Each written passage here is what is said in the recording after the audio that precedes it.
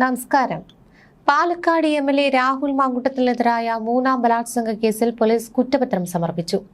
വിദേശത്ത് താമസിക്കുന്ന മലയാളിയായ 31കാരുടെ പരാതിയിലെടുത്ത കേസിലാണ് പ്രത്യേക അന്വേഷണ സംഘം നടപടി പൂർത്തിയാക്കിയിരിക്കുന്നത്. തിരുവല്ല ജുഡീഷ്യൽ മജിസ്ട്രേറ്റ് കോടതിയാണ് കുറ്റപത്രം സമർപ്പിച്ചിരിക്കുന്നത്. കേസ് രജിസ്റ്റർ ചെയ്ത് 4 മാസത്തിനു ശേഷം കുറ്റപത്രം കോടതിയിലെത്തുകയായിരുന്നു.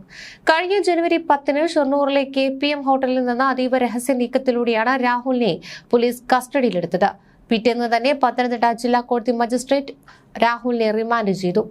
ബലാത്സംഗം, ശാരീരിക മാനസിക പീഡനം എന്നിവയ്ക്ക് പുറമെ ഗർഭഛിദ്രത്തിന് പ്രേരിപ്പിച്ചു എന്നതടക്കമുള്ള ഗുരുതരമായ കുറ്റങ്ങളാണ് കുറ്റപത്രത്തിലുള്ളത്.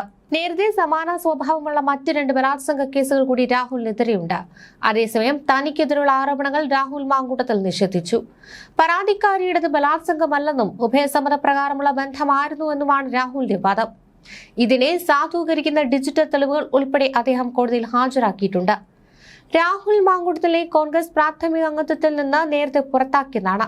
നിയമസഭാ തെരഞ്ഞെടുപ്പിൽ മത്സരിക്കില്ലെന്ന് അദ്ദേഹം പ്രഖ്യാപിച്ചതിന് പിന്നാലെയാണ് കേസിൽ കുറ്റപത്രവും സമർപ്പിക്കപ്പെട്ടിരിക്കുന്നത്. നിയമസഭാ തെരഞ്ഞെടുപ്പിൽ മത്സരിക്കില്ലെന്ന് അദ്ദേഹം പ്രഖ്യാപിച്ചിരുന്നു. തൊട്ടു പിന്നാലെയാണ് ഇപ്പോൾ കുറ്റപത്രവും സമർപ്പിക്കപ്പെട്ടിരിക്കുന്നത്. അന്വേഷണ സംഘം കോടതിയിൽ സമർപ്പിച്ച കുറ്റപത്രത്തിൽ ശാസ്ത്രീയ തെളിവുകൾക്കും സാക്ഷിമൊഴികൾക്കുമാണ് മുൻഗണന നൽകിയിരിക്കുന്നത്. പരാതിക്കാരുടെ രഹസ്യമൊഴി നേരത്തെ തന്നെ കോടതി രേഖപ്പെടുത്തിയിരുന്നു. പ്രതിയുമായി വിവിധ സ്ഥലങ്ങളിൽ നടത്തിയ തെളിവെടുപ്പിന്റെ വിവരങ്ങളും കുറ്റപത്രത്തിലുണ്ട്.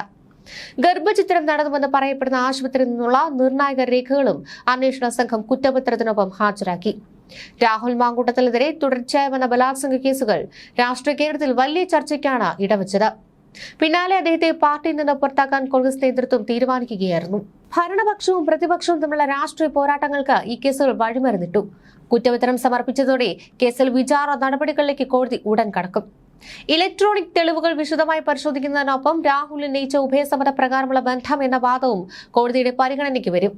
കേസിൽ ജാമ്യത്തിൽ കഴിയുന്ന രാഹുൽ വിചാരണ നേരിടേണ്ടി വരുന്നത് അദ്ദേഹത്തിന്റെ രാഷ്ട്രീയ ഭാവിക്കും നിർണായകമാണ്. പോലീസ് കുറ്റപത്രം സമർപ്പിച്ചു എന്നതിനർത്ഥം രാഹുലിനെതിരെ പ്രഥമദൃഷ്ട്യാ തെളിവുണ്ടെന്ന് അന്വേഷണ സംഘം കോടതിയിൽ ഔദ്യോഗികമായി അറിയിച്ചു എന്നാണ്. ഇനി ഈ കേസിൽ വിചാരണ നേരിടേണ്ടി വരും. ബലാത്സംഗത്തിന് പുറമെ ഗർഭഛിദ്രത്തിന് പ്രേരിപ്പിച്ചു എന്നതടക്കമുള്ള അതീവ ഗുരുതരമായ കുറ്റങ്ങളാണ് ചുമത്തിയിട്ടുള്ളത്. ഇത് തെളിയിക്കപ്പെട്ടാൽ വലിയ ശിക്ഷ ലഭിക്കാവുന്നവയാണ്.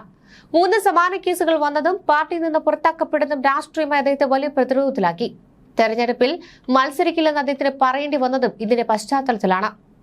രാഹുലിന് ഇതിൽ ആകെ ആശ്വാസമാക്കാൻ സാധ്യതയുള്ളത് അദ്ദേഹം ഉന്നയിക്കുന്ന ഉഭയസമ്മത പ്രകാരമുള്ള ബന്ധം എന്ന വാദമാണ്. താൻ ഹാജരാക്കിയ ഡിജിറ്റൽ തെളിവുകൾ വിചാരണ വേളയിൽ കോടതി അംഗീകരിക്കുകയാണെങ്കിൽ മാത്രമേ അദ്ദേഹത്തിന് ഈ കേസിൽ നിന്ന് രക്ഷപ്പെടാൻ സാധിക്കൂ. ചുരുക്കത്തിൽ നിയമ വിചാരണ തുടങ്ങുന്നതോടെ രാഹുൽ മാങ്കൂട്ടത്തിലെ വ്യക്തി ജീവിതത്തിലും രാഷ്ട്രീയ ജീവിതത്തിലും ഇത് വലിയൊരു പരീക്ഷണ ഘട്ടമാണ്. പരാതിക്കാരിയുമായി തനിക്ക് വർഷങ്ങളായുള്ള ബന്ധമുണ്ടായിരുന്നുവെന്നും അത് ഉഭയസമ്മത പ്രകാരമായിരുന്നുവെന്നുമാണ് രാഹുലിന്റെ വാദം. നിയമപരമായി ഒരാളെ വിവാഹ വാഗ്ദാനം നൽകി ചതിച്ചതാണോ അതോ ഉഭയസമ്മത പ്രകാരമുള്ള ബന്ധമാണോ എന്നത് വിചാരണയിൽ നിർണായകമാണ്. ഇത് തെളിയിക്കാൻ കഴിഞ്ഞാൽ കേസിന്റെ ഗതി തന്നെ മാറും. തന്റെ വാദം ശരിയാണെന്ന് തെളിയിക്കാൻ ആവശ്യമായ വാട്സ്ആപ്പ് ചാറ്റുകളും മറ്റ് ഇലക്ട്രോണിക് തെളിവുകളും രാഹുൽ ഇതിനോടകം ഹാജരാക്കിയിട്ടുണ്ട്. കോടതി ഇവ വിശ്വാസത്തിലെടുക്കുകയാണെങ്കിൽ ഇത് അദ്ദേഹത്തിന് വലിയ ആശ്വാസമാകും. 1ാമത്തെയും 2ാമത്തെയും കേസുകളിൽ ഹൈക്കോടതിയും സെഷൻസ് കോടതിയും അദ്ദേഹത്തിന് മുൻകൂർ ജാമ്യം അനുവദിച്ചിരുന്നു. കടുത്ത ഉപാധികളുണ്ടെങ്കിലും ജാമ്യം ലഭിക്കുന്നത് കോടതി അദ്ദേഹത്തിന്റെ വാദങ്ങളിൽ ചില വസ്തുതകളുടെ കണക്കിലെടുത്തതുകൊണ്ടാണ്. തന്റെ രാഷ്ട്രീയ വളർച്ച തടയാൻ എതിരാളികൾ കെട്ടിച്ചമച്ച കേസുകളാണിവ എന്ന് അദ്ദേഹത്തെ അനുകൂലിക്കുന്നവർ വാദിക്കുന്നുണ്ട്. വിചാരണ വേളയിൽ പരാതിക്കാരുടെ മൊഴികളിൽ വൈരുദ്ധ്യം കണ്ടെത്താൻ കഴിഞ്ഞാൽ ഇത് അദ്ദേഹത്തിന്റെ രാഷ്ട്രീയമായ തിരിച്ചുവരവിന് വഴിയൊരുക്കിയേക്കാം. ചുരുക്കത്തിൽ കോടതി തെളിവുകൾ ശാസ്ത്രീയമായി തെളിയിക്കാൻ സാധിച്ചാൽ മാത്രമേ അദ്ദേഹത്തിന് ഈ കേസിൽ നിന്ന് പൂർണ്ണമായി മുക്തനാകാൻ കഴിയൂ. വിദേശത്ത് താമസിക്കുന്ന 31 വയസ്സുകാരിയായ മലയാളിയായ യുവതിയാണ് പരാതി നൽകിയത്. ഭർത്താവുമായി അകന്നു കഴിയുകയായിരുന്ന തന്നെ സോഷ്യൽ മീഡിയ വഴി പരിചയപ്പെടുകയും വിവാഹ വാഗ്ദാനം നൽകി പീഡിപ്പിച്ചു എന്നുമാണ് യുവതിയുടെ മൊഴി. 2024 ഏപ്രിലിൽ പത്തനംതിട്ട ജില്ലയിലെ തിരുവല്ലയിലുള്ള ഒരു ഹോട്ടലിൽ വെച്ചാണ് സംഭവം നടന്നത്. തന്നെ തല്ലുകയും ക്രൂരമായി പീഡിപ്പിക്കുകയും ചെയ്തുവെന്നാണ് യുവതി ആരോപിക്കുന്നത്. പീഡനത്തെ തുടർന്ന് താൻ ഗർഭിണിയായി എന്നും എന്നാൽ രാഹുൽ കുഞ്ഞിന്റെ പിതൃത്വം നിഷേധിച്ചതായും യുവതി പറയുന്നുണ്ട്. തുടർന്ന് ഗർഭചിത്രത്തിനായി ഗുളികകൾ കഴിക്കാൻ നിർബന്ധിക്കുകയും ഇതിനെ തുടർന്ന് ഗർഭമലസൽ സംഭവിച്ചതായും പരാതിയിലുണ്ട്. വില കൂടിയ വാച്ചുകൾ, വസ്ത്രങ്ങൾ, ഫുട്വെയർ എന്നിവ വാങ്ങാനായി തന്റെ പക്കൽ നിന്നും വലിയ തുകകൾ കൈക്കലാക്കിയെന്നും യുവതി ആരോപിക്കുന്നുണ്ട്. പരാതി നൽകുമെന്ന് പറഞ്ഞപ്പോൾ തന്നെയും കുടുംബത്തെയും ഇല്ലാതാക്കുമെന്ന് രാഹുൽ ഭീഷണിപ്പെടുത്തിയതായും ഈ കുറ്റപത്രത്തിൽ പറയുന്നു. ഒന്നും മൂന്നും കേസുകളിൽ ഗർഭചിത്രം സംബന്ധിച്ച് സമാനമായ ആരോപണമുണ്ട്. എന്നാൽ മൂന്നാം കേസിൽ സാമ്പത്തിക ചൂഷണം കൂടി അധികമായി ആരോപിക്കപ്പെടുന്നു. ആദ്യ 2 കേസുകളിൽ കോടതി സംരക്ഷണം നൽകിയിരുന്നതിനാൽ രാഹുലിനെ അറസ്റ്റ് ചെയ്യാൻ കഴിഞ്ഞിരുന്നില്ല. എന്നാൽ മൂന്നാം കേസിൽ പോലീസ് അതീവ രഹസ്യമായി നീങ്ങി അദ്ദേഹത്തെ കുടുക്കുകയായിരുന്നു. മൂന്നാമത്തെ പരാതിക്കാരി ഗർഭചിത്രത്തിന് തെളിവായി ഭ്രൂണം എന്റെ പക്കലുണ്ടെന്ന് അവകാശപ്പെടുമ്പോൾ ആദ്യ പരാതിയിൽ ഇത്തരം ഭൗതിക തെളിവുകളൊന്നും ഉണ്ടായിരുന്നില്ല എന്ന വാദവുമുണ്ട്. ഇവയെല്ലാം യാദൃശ്ചികമാണോ എന്ന ചോദ്യം സ്വാഭാവികമായും ഉയർന്നിരുന്നു.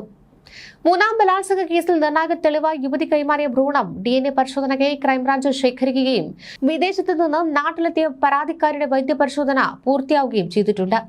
പരാതിക്കാരിയുടെ പക്കൽ ഉണ്ടായിരുന്ന ഭ്രൂണം, പീഡനം നടന്ന സമയത്ത് യുവതി ധരിച്ചിരുന്ന വസ്ത്രം ഇവ ശാസ്ത്രീയ പരിശോധനയ്ക്കായി പോലീസ് കോടതി മുഖേന ഏറ്റെടുത്തു.